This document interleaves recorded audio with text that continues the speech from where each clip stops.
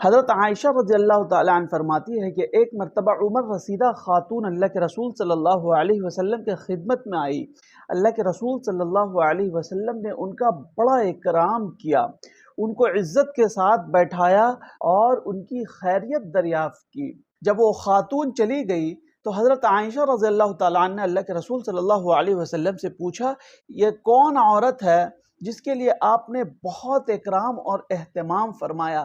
अल्लाह के रसूल सल्लल्लाहु अलैहि वसल्लम ने इरशाद फरमाया, इन्नहा कानत तातीना ज़माना खदीजा, ये खातून उस वक्त हमारे घर आया करती थी जब हज़रत खदीजा रज़ियल्लाहु ताला अन्हा हयात से थी। हज़रत खदीजा से इनका ताल्लुक़ था, इसलिए मैंने इनका बड़ा इकराम किया। फिर आगे अल्लाह के रसूल सल्लल्लाहु अलैहि वसल्लम ने इरशाद फरमाया, व इन्न हुस्नल अहदी मिनल ईमान, किसी के साथ अच्छे तरीके से निबाह करना ये भी ईमान का एक हिस्सा है।